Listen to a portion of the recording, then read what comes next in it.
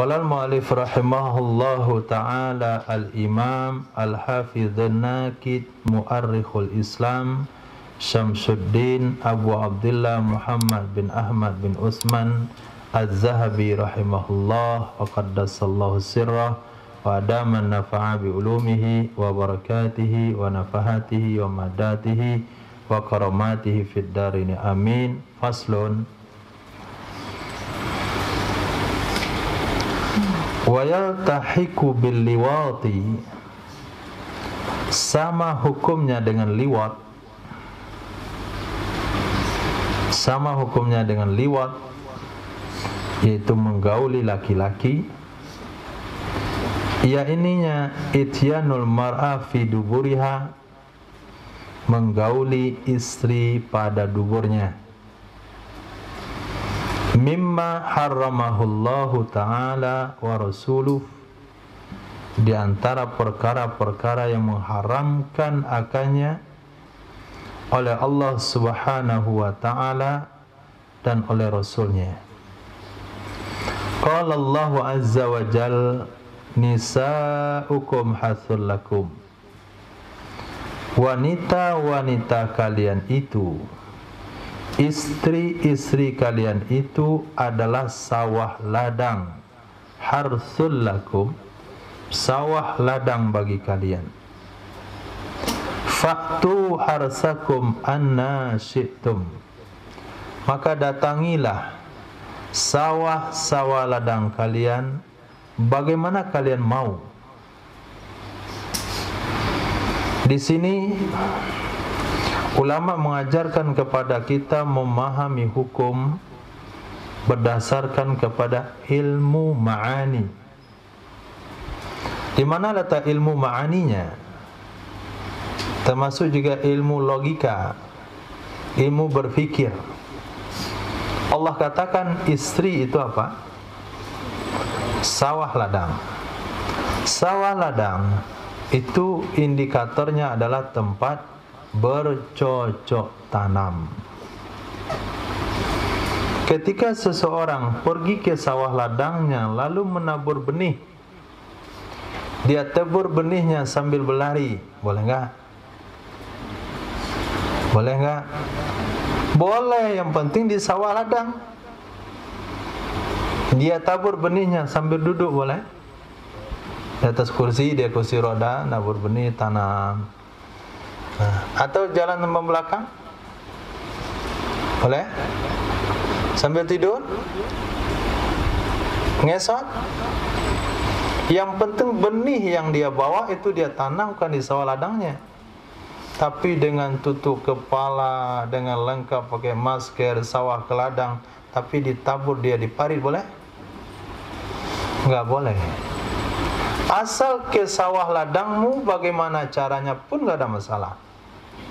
Nah, dan manusia di sini dikatakan laki-laki itu penabur benih. Selagi laki-laki itu menaburkan di tempat yang bisa tumbuh, di mana? Nabil, di depan, di belakang?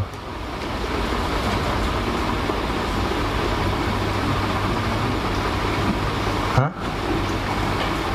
Di tempat yang bisa tumbuh, di depan atau di belakang?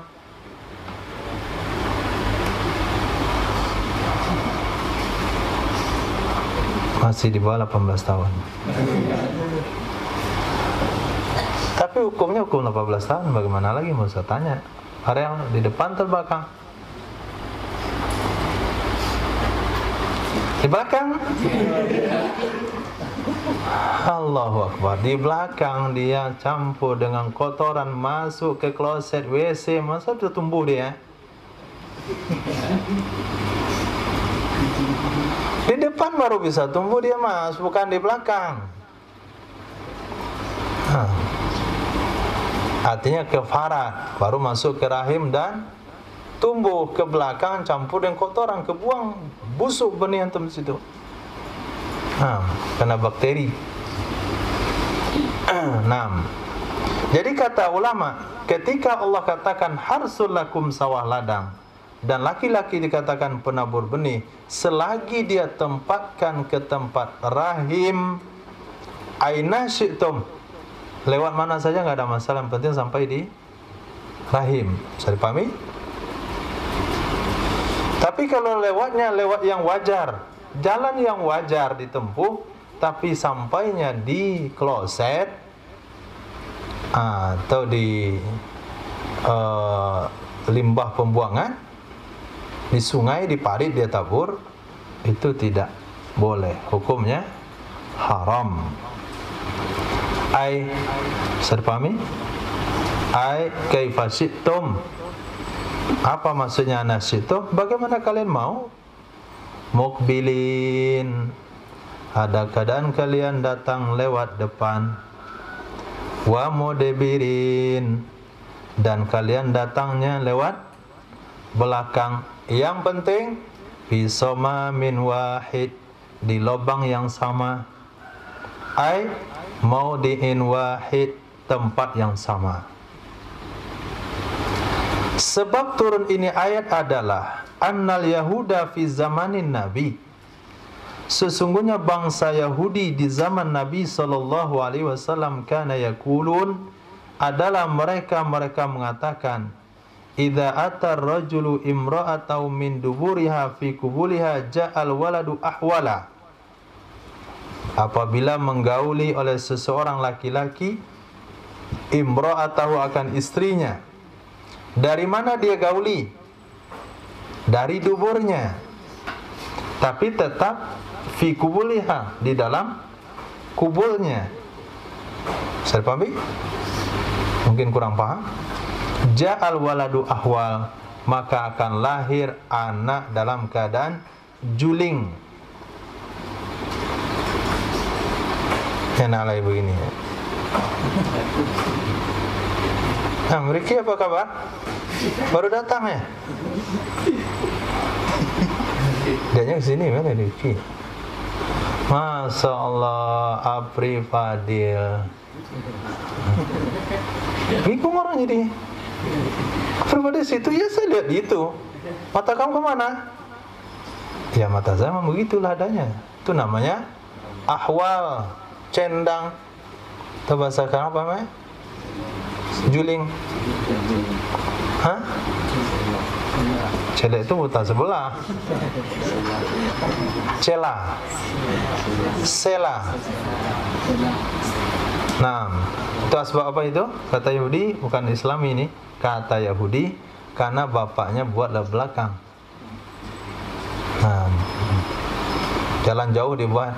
Dia belajar kitab apa? Kitab fikih tentang Idul Fitri. Nah, pergi lewat jalan jauh, balik jalan dekat. Karena saking jauhnya, juling anaknya ini. Nah, pernyataan itu diberikan oleh Yahudi di Madinah. Allah enggak senang dengan pernyataan-pernyataan seperti itu. Maka Allah turunkan ayat, nisaukum harsulakum fatu harsakum anna syi'tum. Begini geram atau menunjukkan kebencian Allah terhadap ajaran Yahudi. Masalah yang sepele seperti itu kan nggak perlu tangani sebetulnya. Tapi karena Yahudi yang ngomong, Allah turunkan ayat. Nah, karena Yahudi yang ngomong, Allah turunkan ayat. Pengen Allah itu umat ini beda dengan Yahudi dan Nasrani.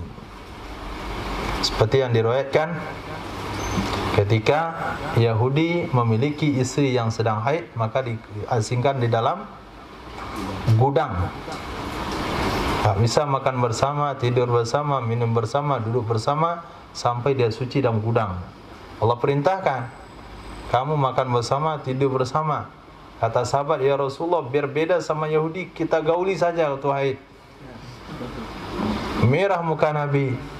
Sahabat mengira Nabi marah kepada sahabat yang ngomong tadi, tapi Nabi ternyata tidak marah kepada sahabat itu, cuman karena malu saja. Dan Nabi setuju dengan ucapan sahabat itu. Bukan setuju untuk menghalalkan digauli setelah haid, tapi geramnya sahabat itu kepada Yahudi itu yang disukai oleh Nabi sallallahu alaihi wasallam. Dan Allah pun geram soal itu. Walaupun statement hanya sekedar melahirkan anak juling gara-gara menggauli dari belakang tapi mendarat di arah depan, Allah turunkan ayat. Nah, Maka bertanyalah sahabat-sahabat Nabi SAW tentang hal itu. Ya Rasulullah, benar nggak gitu tuh? Kalau benar bahaya juga anak saya nanti juling. Dia lihat-lihat bawah, nampaknya tawisi. Maka Allah turunkan ini ayat takziban lahum, mendustakan, membantah bagi mereka Yahudi. Nisa'ukum harsulakum fa'tu harsakum anasyitum. Mujabbiyah ghairu mujabbiyah, mujabbiyah ghairu mujabbiyah. Keadaan mujabbiyah itu menungging.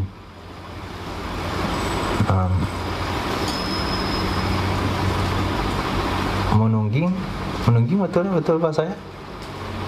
Antum bangun tidur tuh, tidur lagi, ngapain tuh?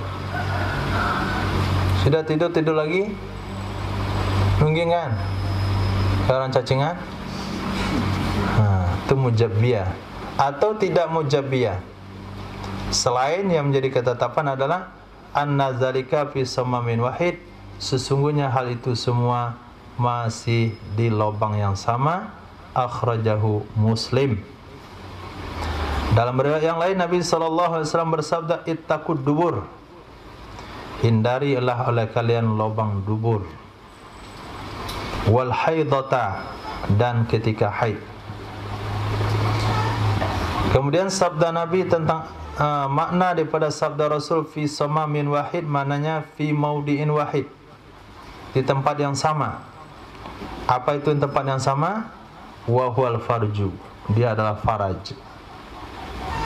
Li'annahu maudiul harsi, karena sesungguhnya farad itulah tempat bercocok tanam.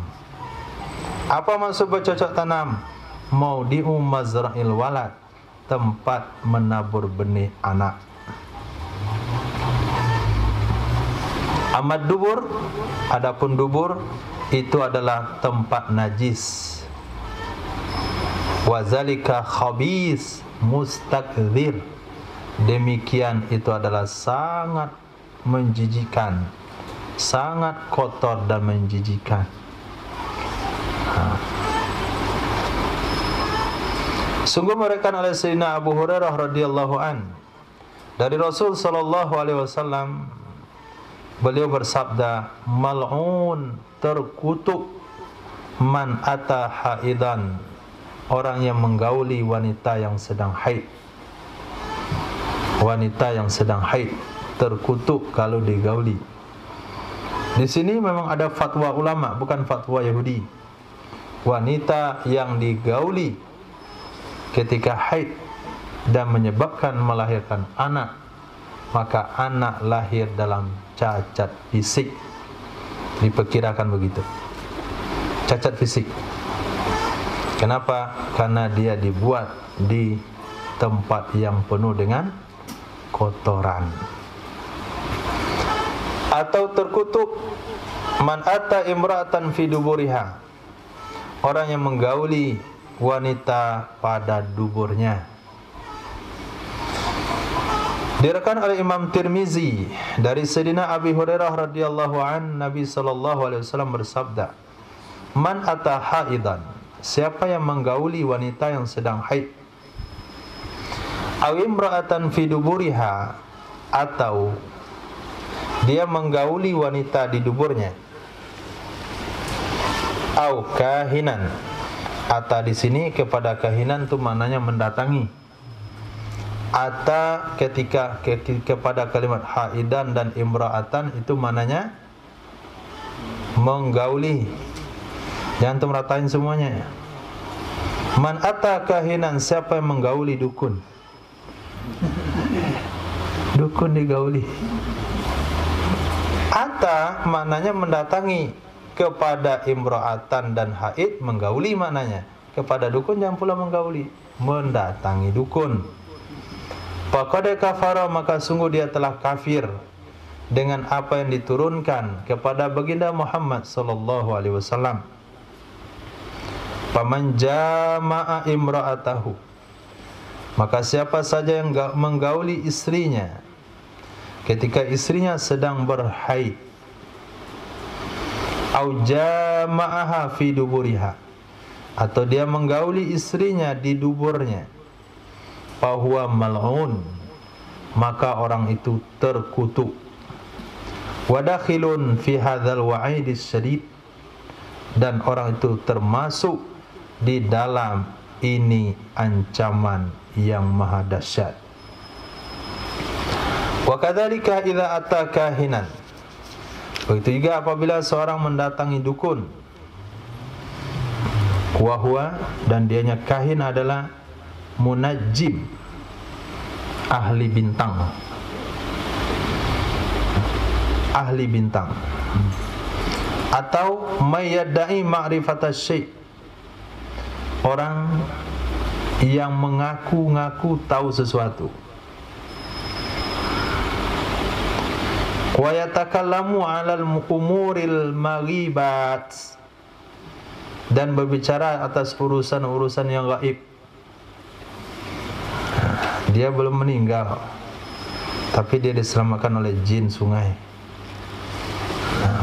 Udah 7 hari nggak ketemu, bilang belum meninggal, diselamatkan oleh jin sungai. Kata siapa tuh? Dukun-dukun Indonesia. Dia ambil kesempatan daripada kehilangan anak gubernur itu untuk terkenal juga.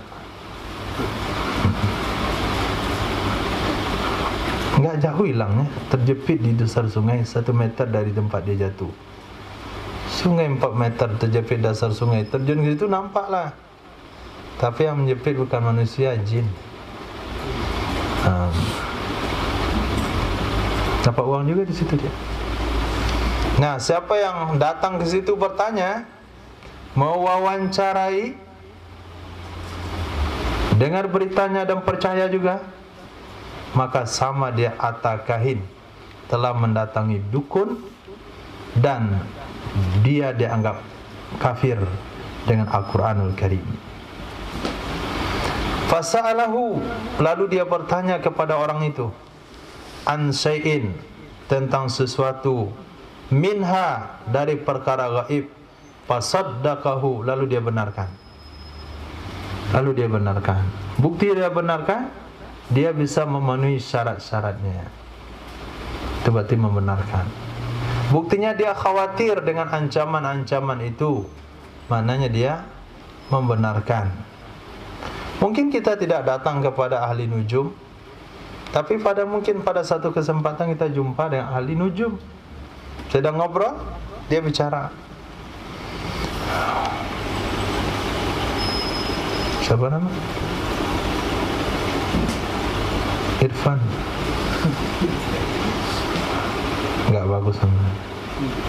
Ganti. Buang airnya. Itu baru bagus. Kalau enggak bisa, antum dewasa, masih kecil kayak gitu ntar. Enggak bisa tumbuh jenggot mah kalau pakai air.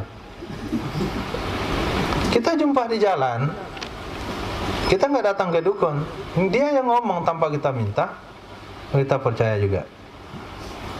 Irfan, enggak ada pakai air lagi nama saya, nanti biar saya tumbuh jenggot. Nah, percaya, itu sama mendatangi dukun. Kata Irfan, saya enggak datangi dukun, dukunnya datang saya cerita kepada saya. Intinya bukan datang enggak datang, tapi intinya fasaddaqah, dia membenarkan informasi itu.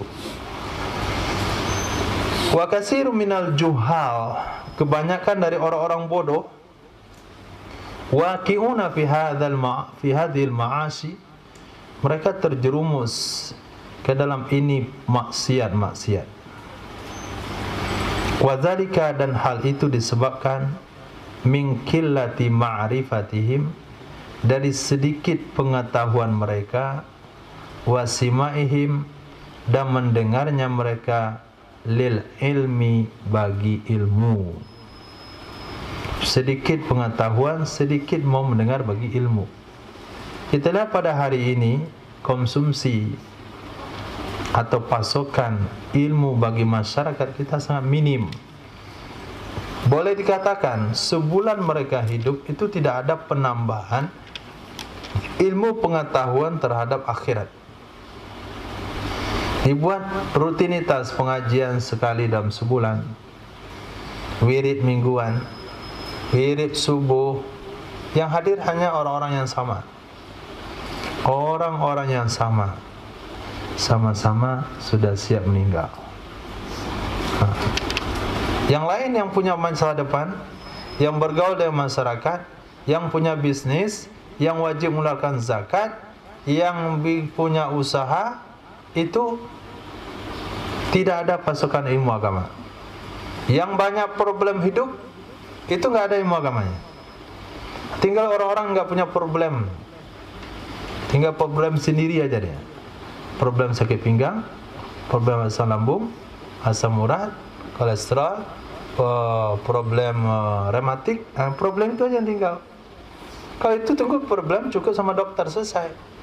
Orang yang punya problem dengan usaha, punya problem hutang piutang, pinjam meminjam, gadai menggadai, jual beli, sewa menyewa, masih punya aktivitas yang aktif dalam kesehariannya dengan sekian bentuk muamalah, tapi tidak ada penambahan ilmu pengetahuan, apalagi sampai terlibat kepada perkara-perkara yang sifatnya mistis. Kapan membuka kedai mencana? Hari Ahad, jangan Ahad, Selasa bagus. Itu hari nggak bagus. Ini kedai kamu ni ada jinnya. Harus sembelih ayam jantan hitam ya, oleh kaki-kakinya hitam sampai paru-parunya hitam. Kalau sembelih tar darahnya hitam juga, nggak hitam nggak sah. Mana caranya cari darah hitam? Kalau nggak ada caranya, bayar, bisa carikan 2 juta atau sejampi dia jauh saja, atau pakai jimat lain, raja-raja. Karena dia banyak usaha, banyak utang dan sebagainya, percaya aja, akhirnya terlibat ke dalam hukum syirik. Dilantaran tidak ada dasar ilmu agama. Ketika mereka tua dan menyadari kesalahan itu, apa mereka katakan? Iyalah, dulu kami nggak tahu. Maklumlah, dulu kami nggak tahu. Bukan kamu dulu nggak tahu, monyong, tapi nggak mau tahu. Buktinya kamu nggak datang ke pengajian di masjid. Bukan nggak tahu, nggak mau tahu waktu dulu. Wazalika, karena itu berkatalah Imam Abu Darda, Sayyidina Abu Darda radhiyallahu an, kun aliman, jadilah kamu orang alim. Masya Allah, capek belajar nahwu saraf, kitab ini, kitab itu, hafal ini, hafal itu, latihan ini, latihan itu. Nggak bisa? Ya, mau nggak bisa. Muta'aliman, jadi orang belajar dulu, baru bisa jadi alim. Nggak ada bin salabin aja alim.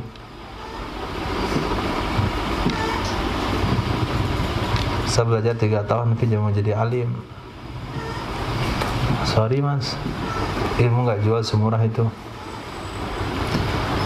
Kun aliman, jadilah kamu orang alim, au muta'aliman, atau orang yang belajar. Kalau nggak belajar, mustami'an. Siapa mustami'an? Edat nih mustami'an namanya. Ini jangan antum kira belajar ini. Antum nggak belajar hari ini. Mustami'. Mana kitabnya? Ada. Hanya dengar doang, modal kuping. Itu mustami'. Au muhibban, atau mencintai. Yang mencintai itu orang nggak dengar, nggak ada dalam majelis. Cuma ngirimkan dana ada. Ngurus ada, sini ada, situ ada, beliin jubah ada, beliin gamis ada. Itu mana muhibban, mencintai orang alim, mencintai orang belajar, mencintai orang yang mendengarkan ilmu. Wala takunil khamis, jangan jadi orang kamu kelima. Janganlah kamu jadi orang kelima. Jadi orang alim tidak, jadi orang belajar tidak, mendengar tidak, malah membenci. Berusaha padamnya sebuah pendidikan agama, berusaha matinya seorang alim, berusaha gagalnya seorang pelajar agama. Karena nggak usah belajar. Nah, itu kata kawannya. Apa itu jadi ustaz? Jadi marbot paling.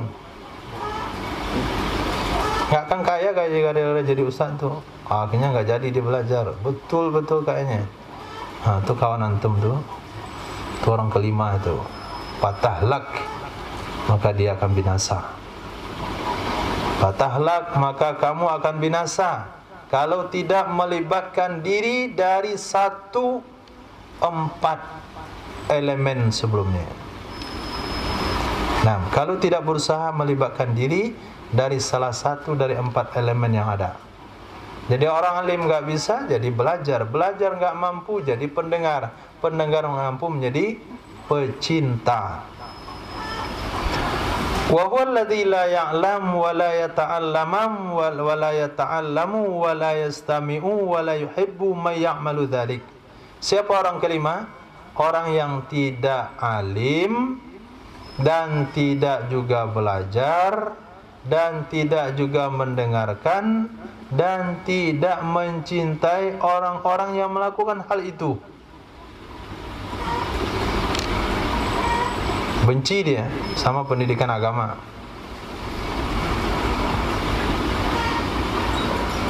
Agama Indonesia ini mundur karena orang-orang yang belajar agama itulah. Gak mau berpolitik, gak mau berijazah, mundur agama buat dia. Anti saya dengan pendidikan tradisional begitu. Nah, itu yang anti itu akan hancur hidupnya. Nah, akan binasa. Apalagi sampai dibilang pondok pesantren adalah sarang radikal. Itu sebentar lagi mampu dia. Sayyidina Abu Dzar sudah berikan jaminan. Sahabat Nabi Sayyidina Abi Darda menyatakan hal tersebut. Kalau dia tidak melibatkan diri minimal kepada pecinta ulama, minimal kepada pecinta pelajar agama, maka orang itu akan binasa. Wajibu 'alal 'abdi ayyatuba ilallahi min jami'id dzunub. Wajib terhadap seorang hamba bahwa dia bertobat kepada Allah dari seluruh dosa-dosa dan kesalahan. Wa yasallallahu al-afiyah afwa amma madha minhu fi jahli. Bermohon kepada Allah Subhanahu wa taala semoga dimaafkan dari perkara-perkara yang telah berlalu darinya di waktu jahilnya. Waktu jahil. Bagi antum yang dari kecil sudah mondok tentu enggak ada bahasa jahil. Tapi bagi orang-orang yang baru belajar di usia sudah remaja, tentu dia melewati masa-masa jahil. Tapi bagi anak-anak yang masuk sekolah mondok setelah tamat SD, mondok pada hari ini setelah tamat SD, itu mereka sudah pernah mengalami masa jahil. Kalau hari ini ya, karena kemajuan teknologi dan informasi bagi anak-anak kecil, sudah bisa buat jahil. Nah, kelas 6 punya pacar. Biasa itu mah kalau sekarang. Baru mondok dia, mau tobat dia. Ingat dia, Masya Allah, masa jahil. SMP dah mondok, udah ada masa jahilianya. Bayangkan zamannya hari ini. SMP kan dah lebih cepat tuh masuk mondok. Tamat SD dia mondok, itu anak sudah pernah melewati masa jahiliyah. Apalagi yang mondok waktu SMA. 3 tahun SMP itu udah ada zaman jahiliyah dia. Nah, kan nampak itu. Dulu nggak ada. Dulu tamat SMA aja belum ada orang zaman jahiliyah. Sekarang tamat SD ada 2 tahun, kelas 5, kelas 6 punya zaman jahiliyah. Maka perlu dia minta maaf kepada Allah Subhanahu wa taala amma madha minhu, apa yang sudah berlalu dari dirinya di zaman jahiliyahnya.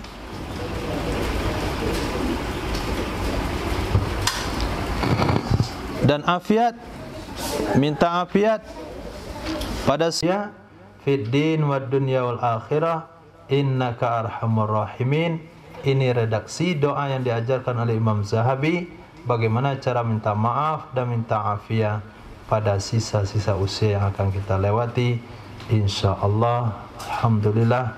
Kita lanjutkan pertemuan yang lain dengan dosa besar yang ke-12, yaitu riba. Subhanallah bihamdihi, subhanaka wa bihamdika, asyhadu an la ilaha illa anta, astaghfiruka wa atubu ilaik. Subhanaka rabbil izzati amma yasifun, wa salamun alal mursalin, alhamdulillahi rabbil alamin.